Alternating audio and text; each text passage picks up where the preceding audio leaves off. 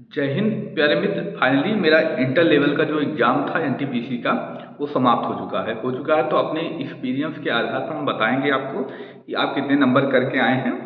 तो आपका जो है टीयर 1 क्लियर हो सकता है, यानी सीबीटी 1 क्लियर हो जाएगा। उसी परपेज में बात करते हैं। तो मैथ जानते हैं 30 प्रश्न था आपका। अगर हम मैथ के बारे में बात करें, मैथ कितना आप यहाँ पर कर सकते थे, जो हमने देखा। अगर आपको ये जानना हो भैया एक्सपीरियंस 4-5 पेपर क्वालिफाई हैं, यूपी पुलिस में फाइनल भी हो जाता अगर हाइट में न छटे होते तब 0.3 से हाइट में मतलब छट गए तो वो छोड़ दीजिए। मतलब एक्सपीरियंस ठीक ठाक है, 4-5 पेपर क्वालिफाई किए हैं। तो हम बात करते हैं मैथ में।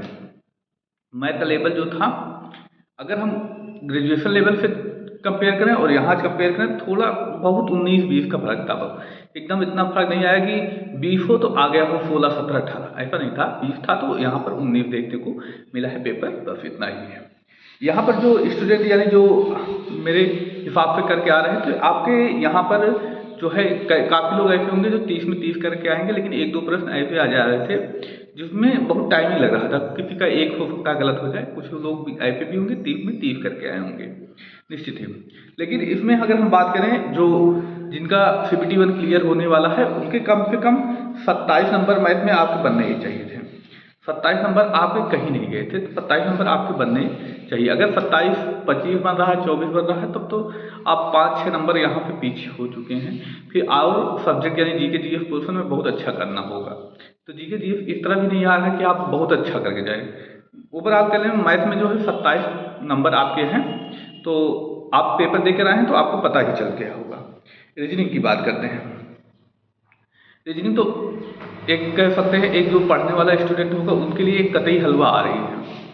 मतलब 1-2 प्रश्न छोड़ दें, मतलब ये मान के चलिए 24 तो ईजी आ रहे हैं, 6 में थोड़ा 2-3 मॉडल अवसर के आ रहे हैं, 2-3 टफ आ रहे हैं। कुल मिलाकर रीजनिंग कह लें तो रीजनिंग जो है एक हलवा ही समझे। तो यहाँ पर 29 या 28 नंबर आपके रीजनिंग में बनने ही चाहिए थे।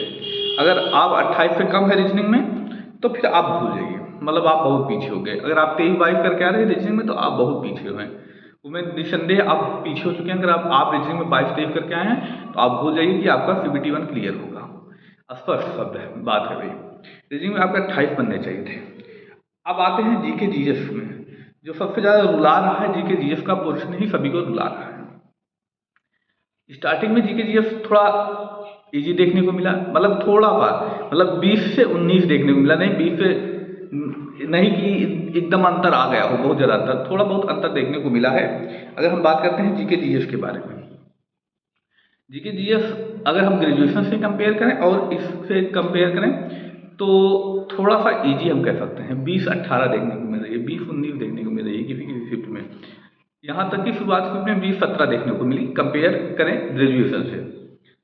लेकिन ओवरऑल इतना भी इजी नहीं है कि आप 40 में 30 क्वेश्चन कर जाएं, 32 क्वेश्चन कर जाएं, ऐसा कुछ नहीं है। लेकिन हाँ, यहाँ पर ऐसा आ रहा है कि आप 20 से 22 क्वेश्चन कर ले रहे हैं। 20 मान के चलिए, 20 आपके कट पिट के 18 से 20 बनने चाहिए। देखिए मैथ में आपके 27 बनते हैं तब 20 बन जाएगा, तब भी चलेगा। अगर पता लगे मैथ आपका वीक है, कम कर किए हैं, तो आपको जीके जीएस क्वेश्चन बढ़ाना होगा। रीजनिंग में भाई 28-29 से कम होना ही नहीं चाहिए। 28-29 से कम आ रहा है तो आप भूल जाएं कि आप सिलेक्शन के हकदार हैं। 24-22-23 रीजनिंग करके तो फिर आप भूल जाइए। सीबीटी 1 तो आपका क्लियर होगा स्पष्ट। मैथ में हो सकता है आप 22-23-24 नंबर लाए हों, तब एक चांस है कि आप जीके जीएस पोर्शन में बढ़ा ले जाए और आपका सिलेक्शन हो जाए। लेकिन अगर आप रीजनिंग में ही 22-23 करके आए हैं तो आप भूल जाइए। और कोई भी अगर 2 से 4 महीने अच्छे से रीजनिंग पढ़ा होगा तो 25 के आसपास कर जाना है। आप ये समझ लीजिए, अगर आप सिली मिस्टेक से गलती की हो, कैफे भी गलती की हो, अगर ऐसा किए हैं तो आप पीछे हैं। अगर ओवरऑल हम देखें तो 8-7-15, 2-2-4, 2-6, 75 नंबर बनते हैं इस अकॉर्डिंग। और आपके देखिए वैकेंसी भी इतना ज़्यादा नहीं है कि आप भाई 65 कर लें, 70 कर लें। देखिए जो 75 क्रॉस कर चुका होगा नंबर इस लेवल के हिसाब से, भाई जीके जीएस थी, ऐसा नहीं है कि आप 12-13 करें, 20 तक आप पहुंच सकते थे, ऐसा जीके जीएस था। ठीक है। हालांकि करंट अफेयर का ज़्यादा पोर्शन था, तो करंट अफेयर जो इसका लास्ट में वो पढ़ के भी गया है, और पहले से भी एक आइडिया था कि करंट अफेयर ज़्यादा आएगा, तो लोग उस पर ध्यान दिए थे।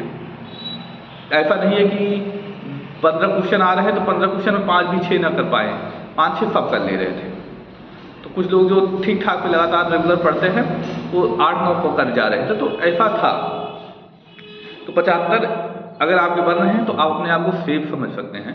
75 नंबर है, 75 क्रॉस कर चुके हैं, 75 नंबर के आगे है आपका, तो सेफ है। 72-73 वालों का भी नंबर आ सकता है, 71 वाले का नंबर भी आ सकता है, हो सकता है 70 वाले का किसी जोन में नंबर आ जाए।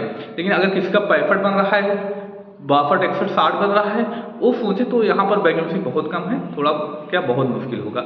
तो मेरे हिसाब से जो 75 बन रहे हैं, 75 से देखिए, जो अगर आपका कैटेगरी वाइज बात कर लें, जनरल की बात कर लें, तो हमें लगता है 75 से 77 नंबर आपके होने चाहिए, ठीक है। और उसके बाद EWS की बात करें तो यहाँ पर 72-73 वालों का हो जाएगा। OBC की अगर हम बात करते हैं, देखिए इसके आसपास नंबर है तो आप सेव अपने आप को। OBC की बात करते हैं 74 नंबर के आसपास। SC और ST की अगर हम बात करें तो 70-68 मान लें, 80, 70-68 इनके आसपास अगर नंबर बन रहा है तो आप उम्मीद लगा के बैठें कि आपका CBT 1 क्लियर हो रहा है। बाकी अगर इससे कम हुए तो हमें नहीं लगता कि जो होगा क्लियर हो पाएगा CBT 1। अगर यही ग्रेजुएशन में होगा तो हो जाएगा, लेकिन इसमें मुश्किल लग रहा है। बाकी आप अपने हिसाब से अपनी राय दे सकते हैं, मेरे हिसाब से इतना होगा, बस इसमें इतना ही। धन्यवाद, जय हिंद।